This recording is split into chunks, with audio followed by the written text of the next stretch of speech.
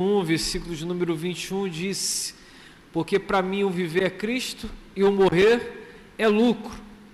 Paulo estava preso em Roma, estava sendo atacado por pressões externas, por pessoas externas, e estava sendo atacado também por circunstâncias internas dentro da própria igreja, ao tempo em que pessoas tentavam diminuir a figura de Paulo no que se refere à política. Internamente existiam grupos de pessoas que tentavam diminuir a projeção de Paulo, alegando que ele estava preso, e por isso ele já não era mais uma voz reconhecida, ele já não era uma voz profética para a geração, e Paulo faz uma defesa contundente, dizendo que ele estava preso, mas não por motivos espúrios, ele estava preso não por atos de corrupção, ele estava preso não por ter assassinado alguém, ele estava preso porque pregava o evangelho da graça de Deus, e por isso, por pregar o evangelho, ele foi preso. Então Paulo, de uma forma muito especial, demonstra para a igreja que na verdade a prisão dele naquele contexto não era motivo de vergonha, mas era um motivo de alegria, porque ele estava demonstrando através de sua própria vida que ele não estava apenas disposto a pregar o evangelho, mas ele estava disposto a pagar o preço pela pregação do evangelho, mesmo se esse preço fosse a prisão, mesmo se esse preço fosse o encarceramento, mesmo se esse preço fosse o negar a si mesmo, mesmo se esse preço fosse levar à cruz. Paulo demonstrou através de sua atitude que ele tinha um motivo para viver e ele tinha também um motivo para morrer. Tantas pessoas hoje possuem motivos para viver, mas não conseguem ainda entender o motivo para morrer. Alguns até levantam a bandeira de determinadas ideologias e dizem: eu quero morrer por essa bandeira ideológica. Outros levantam bandeiras políticas e dizem: eu quero morrer por essa bandeira política. Outros levantam bandeiras denominacionais e dizem: eu quero morrer por causa dessa bandeira denominacional. Mas Paulo estava dizendo, por exemplificação exemplificando através de seus atos, que ele tinha sim um motivo para viver, e tinha um motivo para morrer, mas o morrer no sentido dele não era por denominações, não era por política, não era por ideologia. O motivo dele de entregar a própria vida à morte, se fosse o caso, só tinha um, que era por causa do Cristo, que o chamou quando ele estava sobre um cavalo e mudou a vida dele totalmente.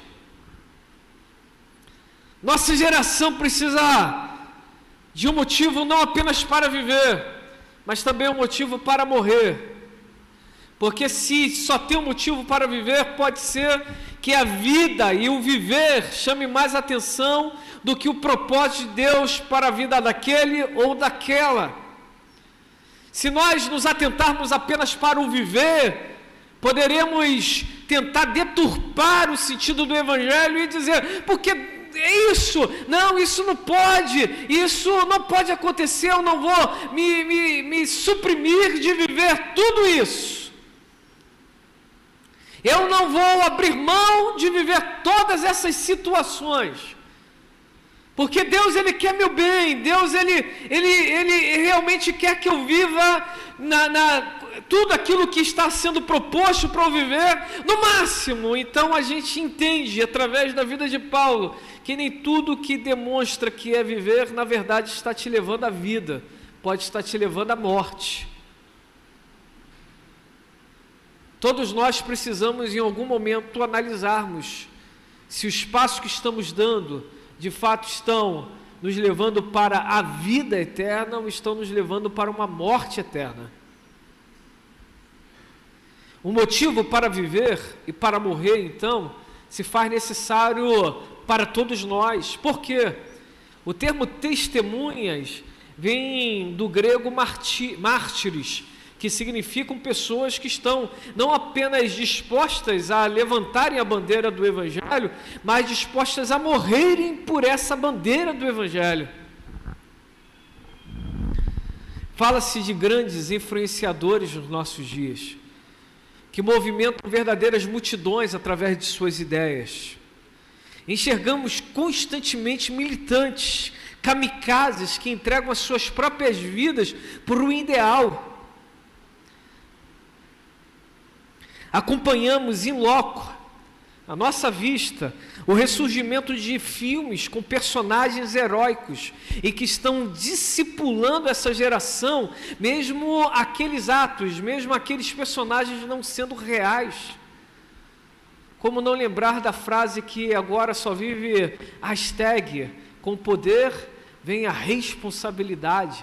E se eu perguntar para quem estiver aqui, quem falou, eu acho que quase todos saberão, né? Quem falou isso? Te amei. Oi? Tio Beto. Aí tia... Tá, tira essa máscara, que esse negócio atrapalha muito. Tia Bem, isso aí, Tia Bem.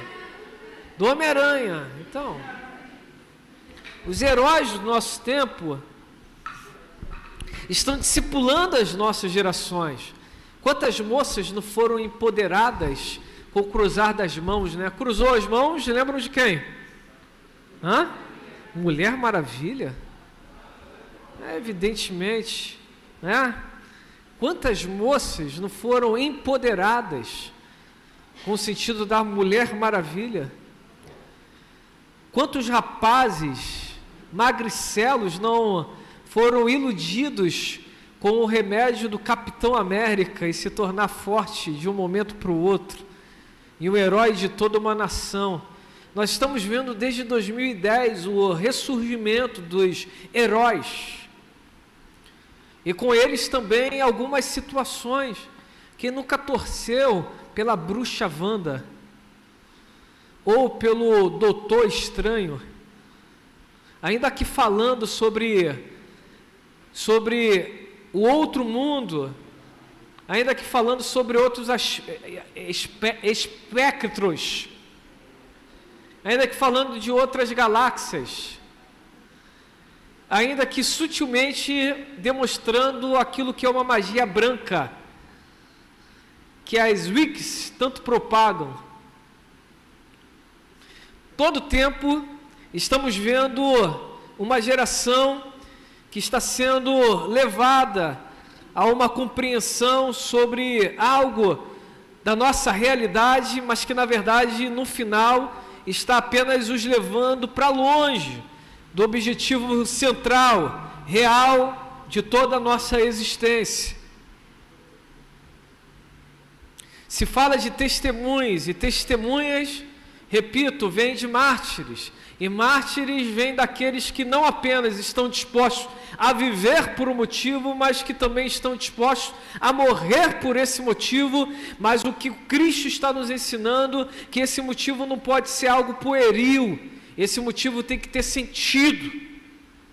E a única coisa que tem sentido em nossa existência não é apenas aquilo que aponta para o hoje, para o agora, mas aquilo que aponta para a eternidade. Um dia me perguntaram quantas mortes existem e eu não soube responder. E se fosse hoje, depois de ter aprendido, porque todos nós não sabemos tudo, precisamos todos os dias aprender, eu responderia: existem 3 mortes. Existe a morte física, que todos nós um dia viveremos se Jesus não voltar.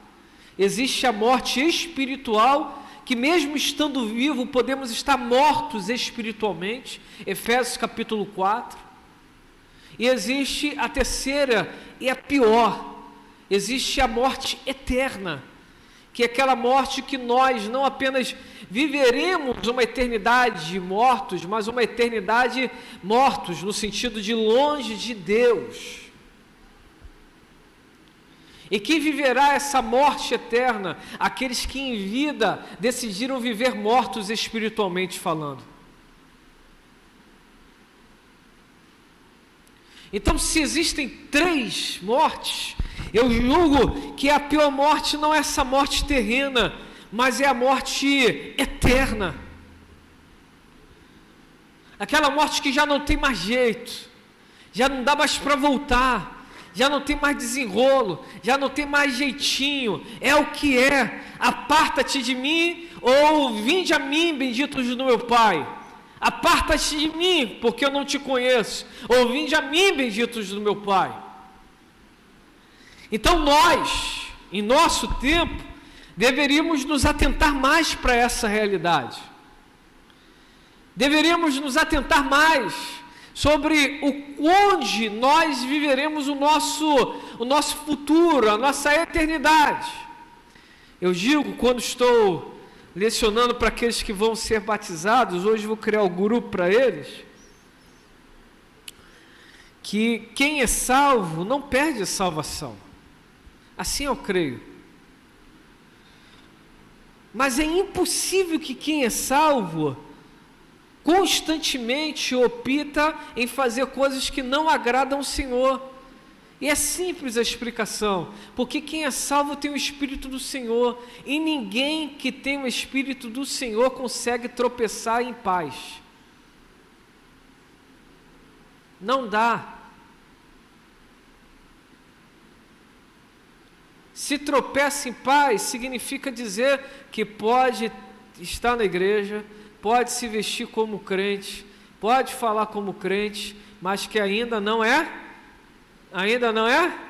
crente, porque o que faz o ser humano ser o crente é o genuíno arrependimento e o revestimento do Espírito Santo.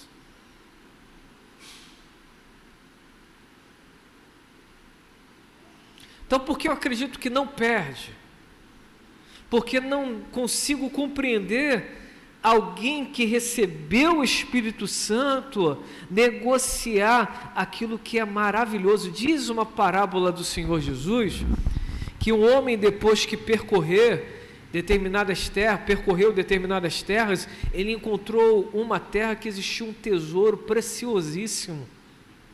Então ele deixou ali guardado o que era devido, e ele foi para casa e vendeu tudo que tinha e comprou aquela terra por causa daquele tesouro. Senhor Jesus disse: é assim todos aqueles que encontram o reino dos céus. Veja bem, ó que eu aprendo, quem de fato foi encontrado pelo Cristo e entendeu o que é salvação, não consegue negociar salvação pelos meros prazeres dessa existência. Ainda que haja uma possibilidade de tropeço, ele não permanece naquele tropeço, ela não permanece naquele tropeço, antes se arrepende e volta ao plano genuíno, original de Deus, que aí se chama arrependimento, voltar, e ele se realinha à vontade de Deus para a vida dele, e neste caso também para as irmãs, para a vida delas. Então, automaticamente, quem compreende isso, se atenta mais para aquilo que o Cristo está dizendo. E essa pessoa está disposta a se entregar, a se oferecer, a correr atrás, se for necessário, por aquilo que agrada a Deus. E olha que coisa maravilhosa, uma das coisas que o Senhor nos dá quando nós nos dedicamos e nós entendemos o nosso propósito nele, quando nós entendemos o que é sermos testemunhas, o que ele nos dá é unção. E o que é unção? Unção é capacitação para exercermos aquilo que ele está nos chamando a exercer. Que Deus maravilhoso, que não apenas nos chama, mas nos capacita para nós realizarmos aquilo que Ele nos chamou para fazermos. É algo que faz toda a diferença. A unção é um toque especial do Espírito Santo em nós, que vem com habilidades para desenvolvermos determinadas coisas que antes não conseguimos e agora, pela graça de Deus, passamos a desenvolver com graça, com entendimento, com maestria, com gentileza, com amabilidade, com longanimidade, com temperança. A unção não vem dos homens, a unção vem de Deus. Essa capacitação vem de Deus. Não pode, de forma alguma, ser comprada. Em Atos capítulo 8, versículos de número 9 ao 24, um mágico, vendo aquilo que os apóstolos estavam fazendo, tentou comprar a unção que eles possuíam. Tentou ali oferecer dinheiro, tentou ali através de uma paga receber aquela capacitação. Aquele homem achou que a unção era algo místico, que a unção era algo que estava ali pela magia, digo eu, magia negra, e ele percebeu que não, a unção não pode ser comprada. Aquele mágico Simão recebeu o devido não, e entendeu que os homens não podem dar a unção, ela vem de Deus, sobre aqueles que Deus quer.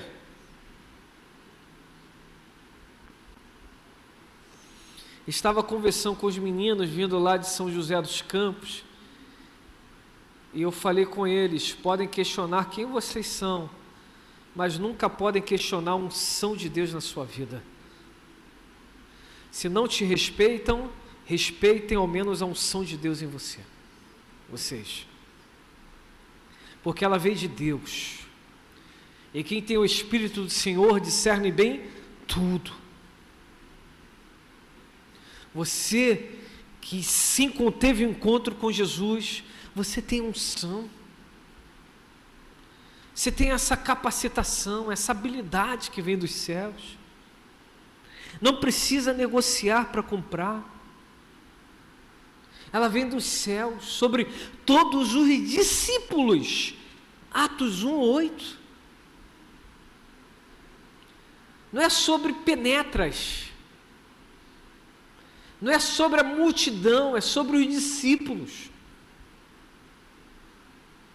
A unção é algo para os íntimos, para aqueles que abriram mão de coisas e decidiram andar com Jesus. A unção é para aqueles que compreenderam o peso do negar-se a si mesmo, carregarem as suas próprias a sua própria respectiva cruz e andar com Jesus. A unção é aquilo que nos faz, é para aqueles que entendem gradativamente que não basta ser profeta, precisa ser sensível à manifestação da glória de Deus. No ano que morreu o rei Uzias, eu vi o Senhor assentado no alto e sublime trono. E no final ele diz: ai de mim que vou perecendo. A unção é para aqueles que entendem que não basta ser profeta ou profetiza, precisam estar sensíveis à manifestação da glória de Deus.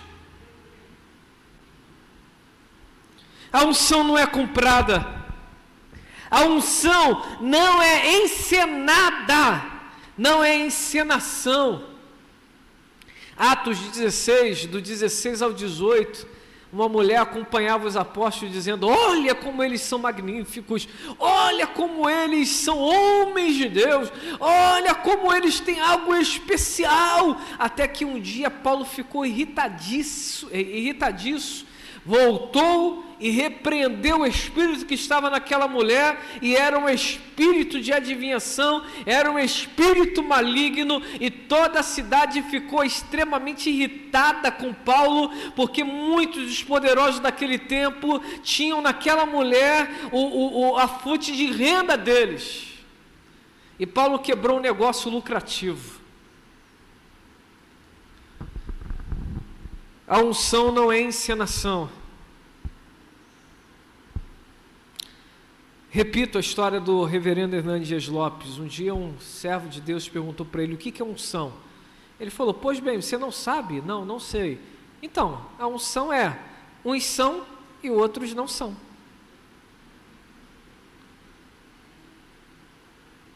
Tem meio termo. Quem é. Quem é não precisa comprar. Quem é não precisa encenar. Quem é. A unção não precisa ser demonstrada, até porque a unção é revelada na medida que vamos desenvolvendo aquilo que Deus quer que façamos. A unção vem de Deus. Diga comigo, a unção vem de Deus. É a capacitação que todos precisam para exercer com prontidão o chamado. Se alguém diz, eu não preciso da unção, então você não conseguirá exercer com excelência o chamado de Deus na sua vida.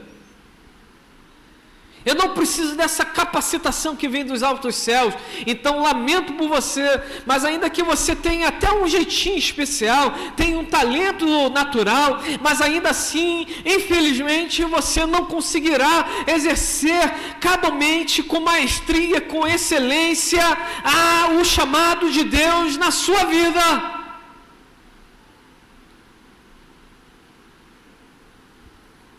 Aprendemos então que a unção ela é necessária, não para um, não para outro, mas para todos aqueles que temem e amam o Senhor e que foram chamados pelo seu decreto. A dona de casa precisa da unção para cuidar da casa, para cuidar dos seus filhos, para cuidar do seu marido, os seus respectivos maridos, maridos, homens, vocês precisam da unção para lidarem com seus cônjuges, com seus filhos. Ei, ministros e ministras, vocês precisam da unção. Sem ela, tudo é uma teatralização, mas com ela, literalmente grilhões serão destruídos.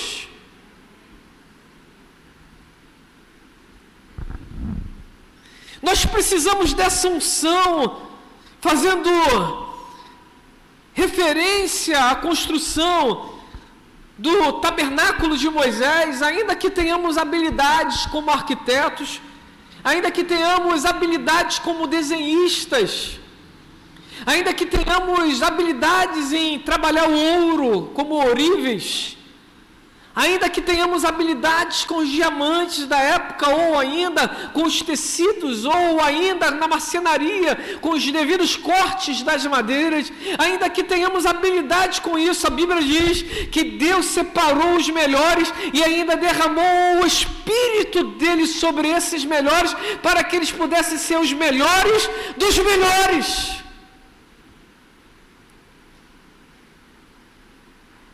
A habilidade humana pode separar, mas a capacitação de Deus que vem sobre a habilidade da humana vem para agregar.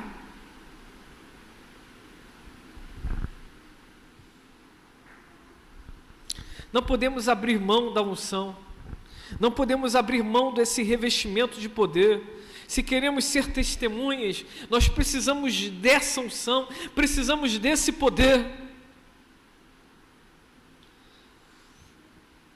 Pastor Leonardo de Ravenhill, no pequeno livro da editora Betânia, e eu indico para todos vocês lerem, Porque Tarda o Pleno Avivamento. Ele diz, com tudo que tem, com tudo que tens, adquira a unção. Ele não está dizendo em comprar, o que ele está dizendo é, com tudo que tens, se dedique, se entregue, deseje cada vez mais, queime por isso, enquanto o Senhor não te revestir com poder, enquanto você não for ungido, não se levante, aguarde, ainda que por 10 dias, ficai em Jerusalém, até que do alto sejais revestidos de poder.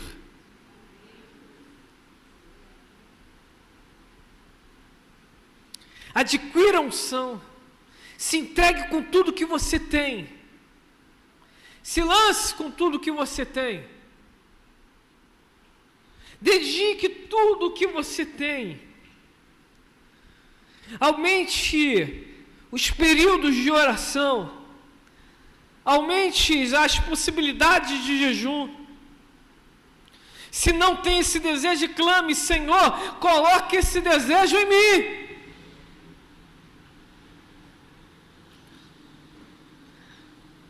Estava ouvindo o pregador de sexta-feira,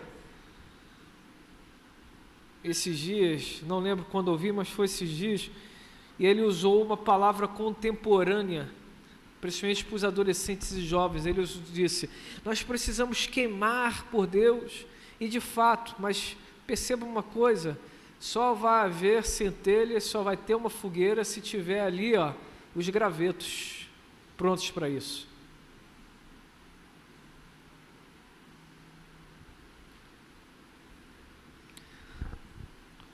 O fogo de Deus quer vir sobre nós. Nós precisamos ajustar o altar. O fogo de Deus, fazendo referência a Elias, 1 Reis, capítulo 18. O fogo de Deus quer vir sobre nós, mas precisamos ser obedientes, ficar em Jerusalém 10 dias.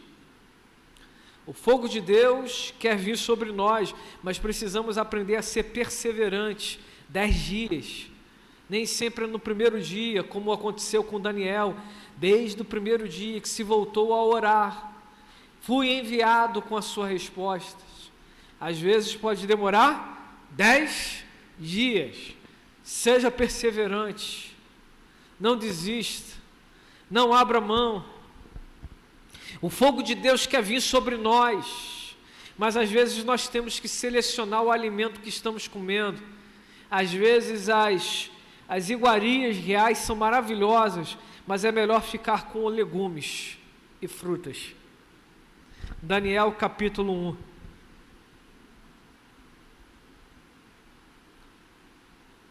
Precisamos entender que o fogo quer cair sobre as nossas vidas, mas nós precisamos organizar primeiro a equipe. Atos dos Apóstolos, capítulo 1, se bem intencionado, ou mais uma vez, passando o tempo, ou melhor, antecipando o tempo, Pedro separa os apóstolos e fala: não, nós somos 12, não pode ser 11, então vamos fazer aqui uma eleição, para que tudo fique normal como 12 antes.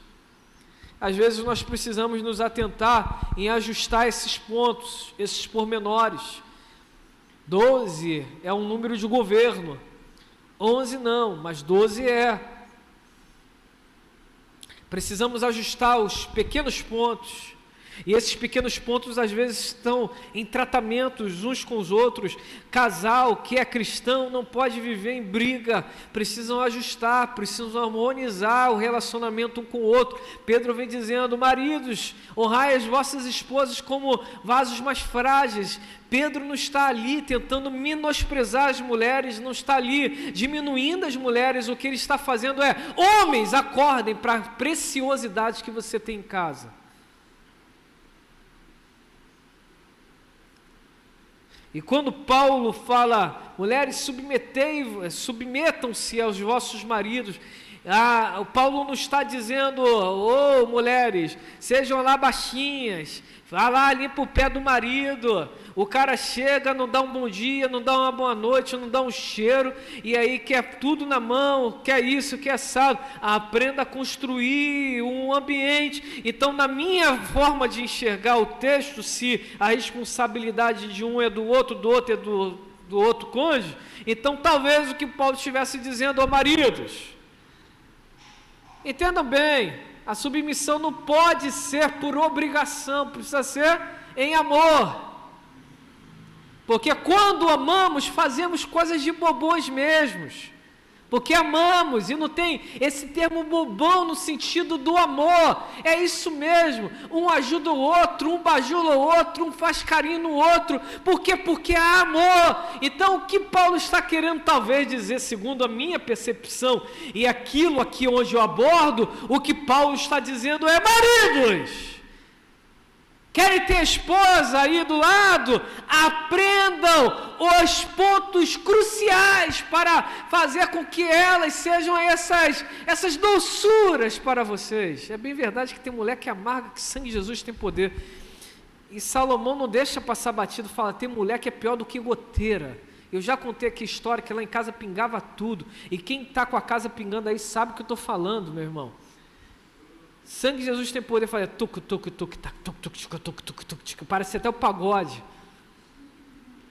Mulher Tem mulher que é pior do que goteira, mas também tem homem que é pior do que uma mula.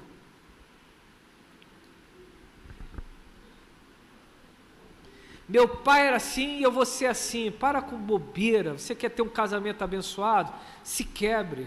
E você, mulher, a mesma coisa. De repente as partes quebradas se ajuntam depois e formam um único vaso. Todos nós temos falhas. Todos nós temos dificuldades. Todos nós. Todos nós temos chatices.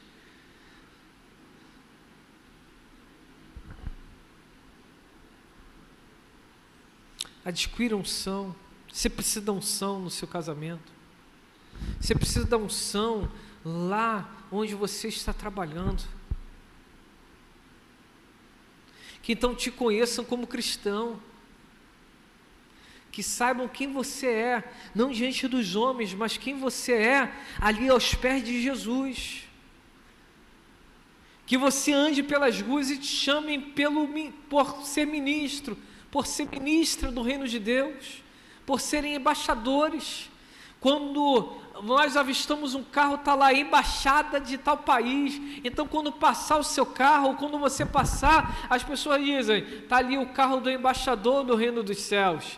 Está ali o homem que é embaixador do reino dos céus. Está ali uma embaixatriz do reino dos céus. Que nos conheçam pelo nosso chamado. E que nosso chamado, melhor, quando as pessoas nos olharem, não, o nosso chamado não seja submetido à humilhação e vergonha, mas antes seja exaltado, porque aquele nosso objetivo de vida não está abatendo o chamado, mas está elevando o chamado, porque quando as pessoas olham para nós, enxergam homens de Deus, como o profeta Eliseu, enxergam mulheres tementes a Deus, como um dia Débora foi.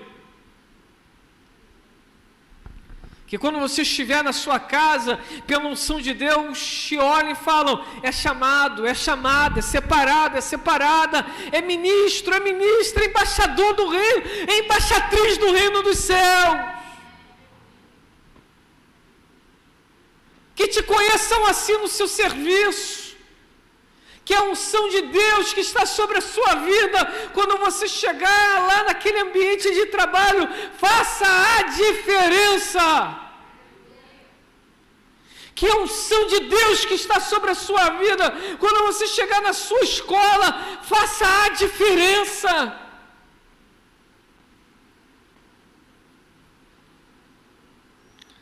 Atos capítulo 8 fala de um homem chamado Eunuco, somente isso. Ele não era, o nome dele não era Eunuco, a personagem era o Eunuco. E só tinha algumas formas de ser eunuco. Alguém que nasceu sem nenhuma aptidão íntima, então era um eunuco natural. Alguém que no decorrer da vida se fez eunuco. Alguns, por causa do chamado, chamam de celibato. E tem o terceiro, que é mais doloroso, que acontecia muito no Antigo e ali naquele período do Novo Testamento, que era a castração. A Bíblia não fala exatamente que tipo de eunuco era aquele eunuco de Atos capítulo 8. Mas ela deixa bem claro que ele era eunuco. E aquele homem estava em um local longe de Jerusalém, longe dos apóstolos, mas era alguém temente, porque no período de grandes festas, de grande concentração, estava aquele homem naquele lugar, e aí foi no caminho, ali, impactado com a glória de Deus através da vida de Filipe, e decidiu naquele mesmo ato se batizar. Ele entendeu que ele carecia daquilo.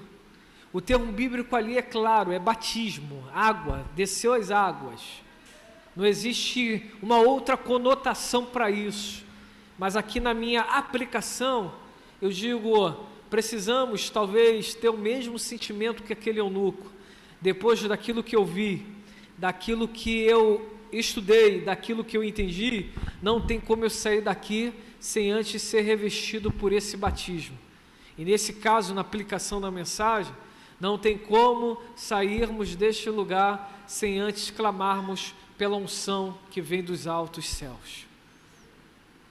Ele parou e disse: tem água ali, o que me impede de ser batizado? Filipe olha para ele e diz: se você crê no Senhor Jesus, nada te impede. Ele disse: eu creio. Pararam o carroça, foram lá, foi batizado. Filipe seguiu a sua vida e ele seguiu a vida dele. Entenda bem, nós não podemos ser daqueles que estão mas tão insensíveis ao toque de Deus, que nós estamos ouvindo, estamos vendo a oportunidade, mas estamos deixando passar desapercebidas. Precisamos parar o carro que está nos conduzindo. Eita Jesus, aleluia. Precisamos parar a carroça que está nos conduzindo. Precisamos parar o que estamos fazendo e dizer ao Senhor: eu não saio daqui se não for batizado. Reverendo Hernandes Lopes escreveu o livreto Batismo com Fogo, mais um excelente livro que você precisa ler. E ele disse: João Batista veio batizar com água para purificação externa, mas Jesus veio batizar com fogo para purificação interna. Sem o batismo de fogo, não conseguimos andar. Precisamos ser limpos por fora, aleluia, mas purificados por dentro. Precisamos do Pentecoste, com toda a sua simbologia, com tudo aquilo que envolve essa história. Precisamos deste momento do revestimento para conseguirmos continuar a nossa caminhada, para não apenas termos um motivo para vivermos, mas também um motivo para morrermos. Precisamos do toque de Deus em nossas vidas. Somente um impacto profundo com a glória de Deus pode quebrar verdadeiras fortalezas de conceitos, ideologias, politicagens, pode quebrar verdadeiras fortalezas pecaminosas existentes em nossa alma. Sem esse impacto com a glória de Deus, essa geração continuará rumando para uma perdição eterna. Precisam receber esse impacto com a glória de Deus, e isso só vai acontecer se eu e você vivermos impactados com a glória de Deus, revestidos com a unção do Senhor. Muitos nesses dias estão querendo ser como os grandes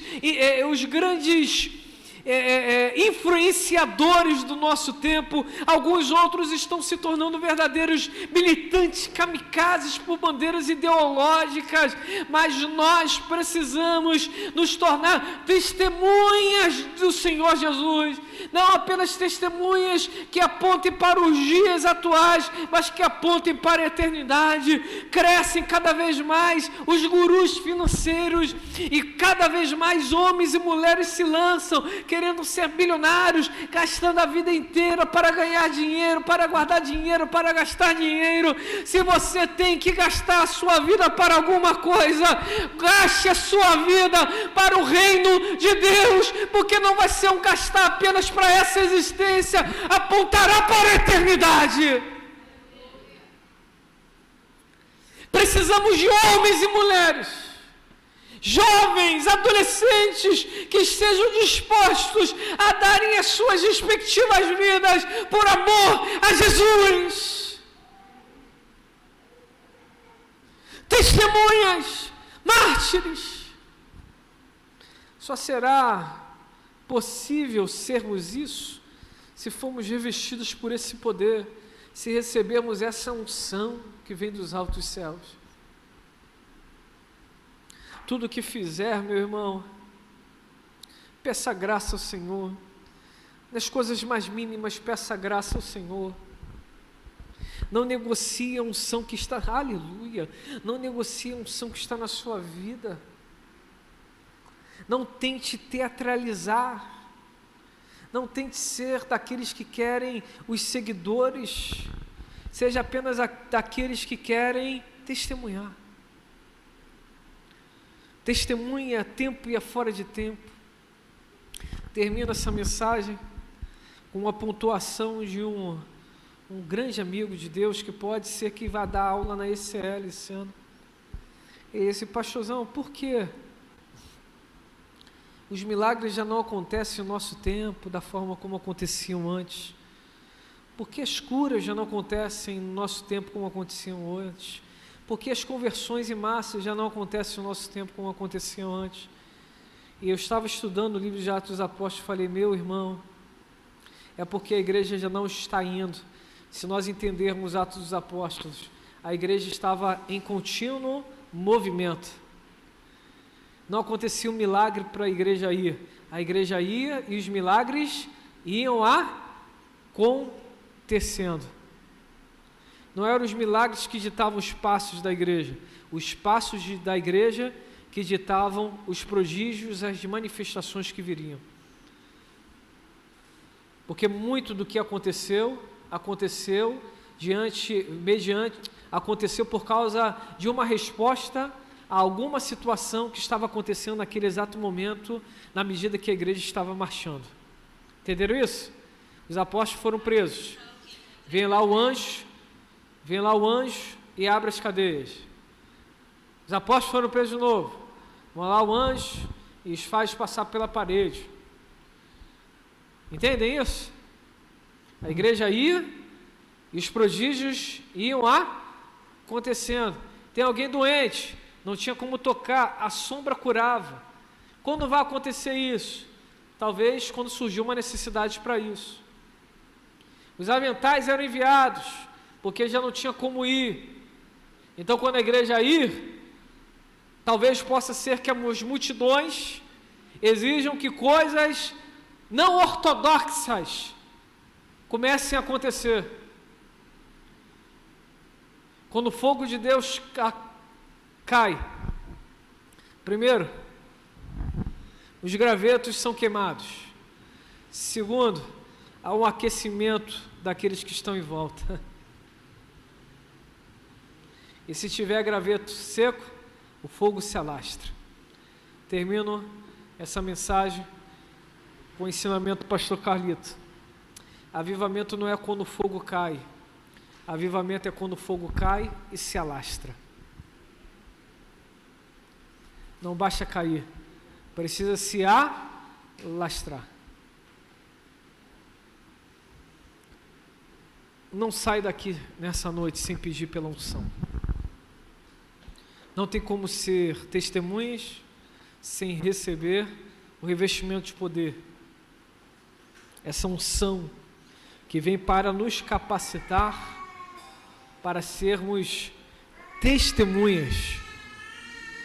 Precisamos dessa unção. Precisamos dessa capacitação. Precisamos desse toque. Estava hoje, e é isso aí, perfeito. O bonitão, o meu amigo aqui botou, diante dessa situação, o avivamento é uma necessidade imperativa, impostergável. Só uma intervenção soberana de Deus pode sacudir a igreja e salvar o mundo. Reverendo Hernandes Lopes, no livro Avivamento Urgente. Essa é uma realidade. Obrigado. Perfeito. Precisamos desse toque dos céus. Não dá para comprar, não dá para teatralizar, não dá para encenar, vem do alto. E Deus só manda quando Ele quer, mas os corações precisam estar queimando por isso. Eu quero, eu preciso, eu necessito, eu quero. Acorda de manhã mesmo não querendo, diz, Senhor, não estou nem querendo, meu coração já está pensando em tanta coisa, está desejando tanta coisa, mas Senhor, a minha mente diz que o mais precioso, o precioso é a tua unção. Então, Senhor, me revista com a tua unção.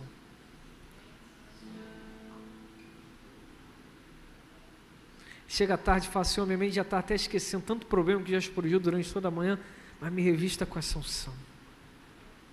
Chega à noite falando, não sei nem por que eu estou falando, o pastor que me orientou a falar, mas Senhor, me revista com essa unção, porque eu sei que eu vou entender, então me revista com essa unção. Não tem como mais viver sem unção. Porque muitos estão se levantando e estão caindo, porque está faltando essa intimidade com Deus. Estava ouvindo um podcast, ouvindo trabalho, aí o rapaz falou que tinha uma moça, eu vou até distribuir amanhã, pessoal, no louvor, que ela não pediu banda, continue com a banda aqui, eu só estou falando do podcast, tá? Ela não sabia cantar, ela era desafinada, e ele foi lá numa mini vigília, uma vigília, mas quando a mulher cantou, não era nem uma música popular, mas a glória de Deus veio tão forte naquele lugar, que aquele homem do podcast está falando, meu irmão, entenda bem, não era teatro, era unção. Aquela mulher, em algum momento, ela foi no Santíssimo Lugar, e ela saiu de lá com algo tão precioso, que quando ela começou a cantar, aquele algo precioso se revelou.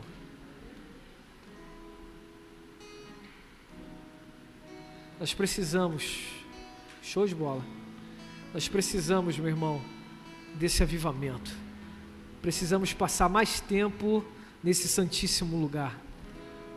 Precisamos passar mais tempo ali aos pés de Jesus, dizendo, Jesus, Jesus, Jesus, eu careço, eu preciso dessa unção, eu dependo deste avivamento, eu preciso, Senhor, eu preciso. Quando você estiver pensando mais em contas a pagar do que no Senhor, aí é o momento que você tem que clamar pelo Senhor, dizendo, eu preciso dessa unção. Quem está pensando mais em conta do que em unção aí? Ser sincero, é isso mesmo. Quando chegar nesse momento, fala, Senhor, tá aqui, tá tudo tomando, só estou pensando na conta, mas eu quero tua unção, Senhor. A Bíblia diz que a unção despedaça o jugo. Eu não sei como, mas eu sei que se eu andar na tua direção, o Senhor vai mandar eu pescar. Quando o mar não tiver para peixe, eu vou pegar o peixe necessário para pagar tudo. Então eu vou priorizar o reino. Vamos cantar um pouco? Mas eu te convido, se você pode, fique sobre os teus pés.